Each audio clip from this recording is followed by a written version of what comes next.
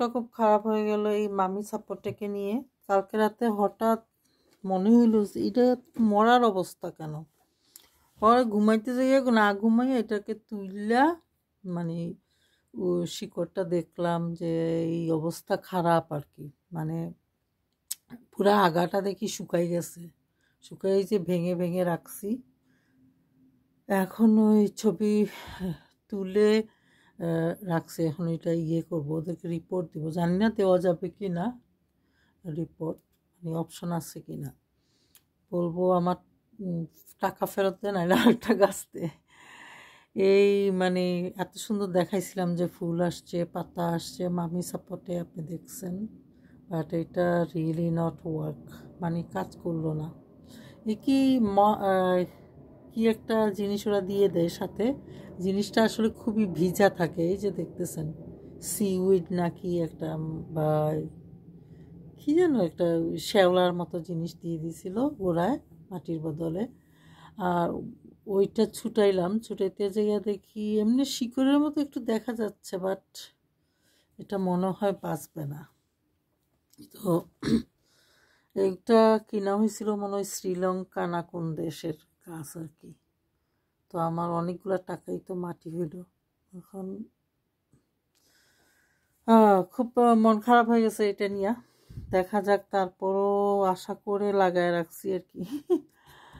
সকালে উঠেও আবার সেটাকে ওই যে ইয়েগুলা ছুটাইলাম, এই যে কি বলে শ্যাওলার মতো যে দিছে এগুলোকে ছুটাইলাম, ছুটাইয়া পরে এটা একটু সামান্য মনে শিকড় আছে, ওরা বললো ইয়ার লেয়ারিং, বাট দেখে তো আমার মনে হইলো না ইয়ার লেয়ারিং, মনে হচ্ছে আরেকটা গাছের সাথে যে জোড়া লাগায় ওরকম আর কি।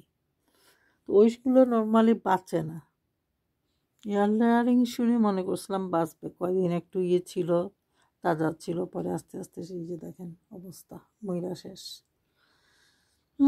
আবিওটা ঠিক আছে, এটা আমি আসলে ইউকে থেকে ইংল্যান্ড থেকেই কিনছি অনেক দাম দিয়া। আবিওটা মাশাল্লাহ যে দিতেছে ঠিক আছে বললেও আসলে পরে ঠিক থাকে না, যেমন মামি সাপোর্টে এরকম ড্যাম ট্যাম দিছিল, পরে তো মইরা গেল। আবিও দেখি কি হয়, আল্লাহ বাসায়। নাকি পিনাট বাটার মাশাল্লাহ এরকম আর যেরকম কিনছি সেরকমই আছে। আর ক্যানস্টলের পাতা ছিল ঝরে গেছে, ও বললো এটা স্টাবলিশ না, তো তোর কাছে এখন স্টাবলিশ করার চেষ্টা করে, এটাই বুঝাইলো আর কি। চিমটা দিয়া দেখলাম যে এটা এখনো সবুজ আছে গোড়া, তো ঘুরে রাখছি যাতে ময়েশ্চার থাকে। সবেদা আসলে যেরকম কিনছি সেরকমই আছে মাশাল্লাহ, চলে না আর কি। কিন্তু এই মামি সাপোর্টে অনেক দুঃখ দিয়া দিল আর কি আমাকে। এখন কি করব দেখি, ওদেরকে রিপোর্ট দেওয়া গেলে দিব, রিপোর্ট দিয়ে বলবো যে আমার আরেকটা গাছ দে, এটা ফেক পিস না, ইয়েটা দে, এটাতে এয়ার লেয়ারিং আসলে মনে হয় নাই। রুটটা যখন দেখলাম লাগলো আরেকটা গাছের সাথে জয়েন করা আর কি। জয়েন করা গাছগুলো আসলে নর্মালি বাঁচে না, আমি যত জয়েন করা গাছ কিনছি সবই কয়দিন পরে দেখা যায় মইরা যায় আর কি। তো এখনও ওই হালকা শিকড় দেখা যায়, এটা মনে ওই যে যেটা মানে বেবি গাছের শিকড়ের সাথে জোড়া লাগাইছে ওরা, ওই বেবি গাছের শিকড়টা মনে আছে, আর যেটা ডাল ওরা জোড়া লাগাইছে ওইটা মইরা গেছে, এরকমই সামথিং মনে হয়। এটাই বেশিরভাগ ওরা করে আসলে। তো লাগাই রাখছি, ওই বেবি গাছটা হইলেও বাঁচলে তো ভালো এই আর কি। নাই মাঠ থেকে কেনা মাওয়া ভালো। এখন টাকাটা তো গেল নষ্ট হয়ে, অনেক টাকা দিয়ে কিনলাম। কালকে রাতে ওইটাকে তুলে আবার মানে উঁচু করে লাগাইছিলাম আর কি, মানে শিকড়টা আসলে বেশি ডিপে যাওয়া ভালো না, উপরে থাকা ভালো। এখন শিকড় দেখতে যাই দেখি না তেমন কোনো শিকড় নাই, খুবই সামান্য একটু শিকড়ের মতো দেখা যাচ্ছে। তবে মেইন ডালটা মনে হয় ফিনিশ, মানে এই যে ড্রাফটিংয়ের যে অংশটা ওইটা ফিনিশ, আর যেটা ওই যে বেবি গাছ বা কিছু একটা ওইটা মনে হয় এখনও কিছু জিন্দা আছে। যাই হোক, তবুও খুব একটা বোঝা যাচ্ছে না টিকে থাকবে। এখন দেখি, আমার মনে হয় মেনলি বিচির গাছ কেনা উচিত, দেখি কি করা যায়। সবসময় পাওয়া যায় না, কিনতে চাইলেও কিনা যায় না।